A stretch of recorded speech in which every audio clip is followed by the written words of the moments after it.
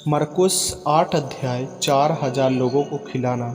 उन दिनों में जब फिर बड़ी भीड़ इकट्ठी हुई और उनके पास कुछ खाने को न था, तो उसने अपने चेलों को पास बुलाकर उनसे कहा, मुझे इस भीड़ पर तरस आता है, क्योंकि यह 3 दिन से बराबर मेरे साथ हैं और उनके पास कुछ भी खाने को नहीं है। यदि मैं उन्हें भूखा घर भेज दूं तो मार्ग में वे थक कर रह जाएंगे, क्योंकि इनमें से कोई कोई दूर से आए हैं। उसके चेलों ने उसको उत्तर दिया, यहाँ जंगल में इतनी रोटी कोई कहाँ से लाए कि ये तृप्त हों। उसने उनसे पूछा, तुम्हारे पास कितनी रोटियां हैं? उन्होंने कहा, 7। तब उसने लोगों को भूमि पर बैठाने की आज्ञा दी और वे 7 रोटियां ली और धन्यवाद करके तोड़ी और अपने चेलों को देता गया कि उनके आगे रखे, और उन्होंने लोगों के आगे परोस दिया। उनके पास थोड़ी सी छोटी मछलियाँ भी थी। उसने धन्यवाद करके उन्हें भी लोगों के आगे रखने की आज्ञा दी। वे खाकर तृप्त हो गए और चेलों ने शेष टुकड़े के 7 टोकरे भरकर उठाए और लोग 4000 के लगभग थे। तब उसने उनको विदा किया और वह तुरंत अपने चेलों के साथ नाव पर चढ़कर दलमनूता प्रदेश को चला गया। फरीसियों द्वारा स्वर्गीय चिन्ह की मांग। फिर फरीसी आकर उससे वाद विवाद करने लगे और उसे जांचने के लिए उससे कोई स्वर्गीय चिन्ह मांगा। उसने अपनी आत्मा में आहें भर कर कहा, इस समय के लोग क्यों चिन्ह ढूंढते हैं? मैं तुमसे सच कहता हूँ कि इस समय के लोगों को कोई चिन्ह नहीं दिया जाएगा। और वह उन्हें छोड़कर फिर नाव पर चढ़ गया और पार चला गया। फरीसियों और हेरोदेस का खमीर।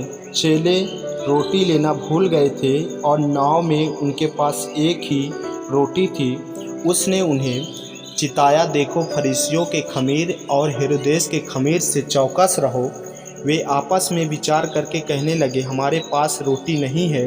यह जानकर यीशु ने उनसे कहा, तुम क्यों आपस में यह विचार कर रहे हो कि हमारे पास रोटी नहीं है?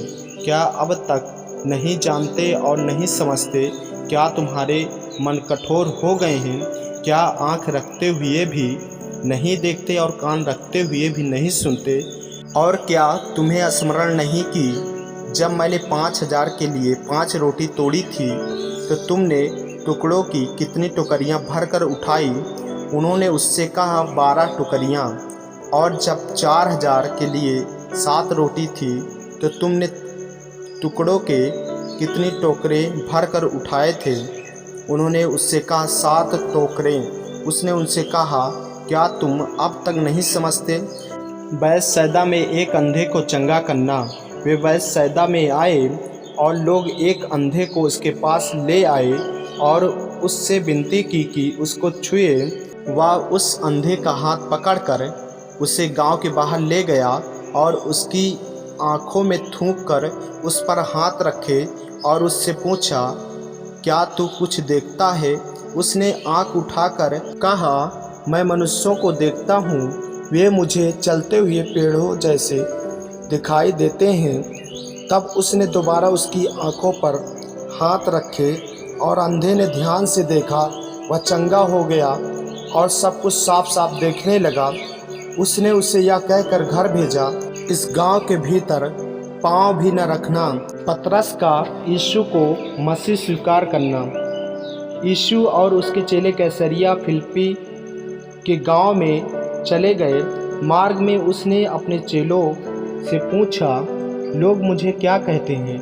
उन्होंने उत्तर दिया, यूहन्ना बपतिस्मा देने वाला, पर कोई कोई एलिय्याह और कोई कोई भविष्यवक्ताओं में से एक भी कहते हैं। उसने उनसे पूछा, परंतु तुम मुझे क्या कहते हो?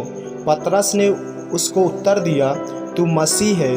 तब उसने उन्हें चिताकर कहा कि मेरे विषय में या किसी से न कहना।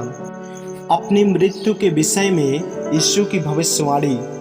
तब वह उन्हें सिखाने लगा कि मनुष्य के पुत्र के लिए आवश्यक है कि वह बहुत दुख उठाए और पुरनिये और प्रधान याजक और शास्त्री उसे तुच्छ समझकर मार डाले और वह 3 दिन के बाद जी उठे। उसने यह बात उनसे साफ साफ कह दी।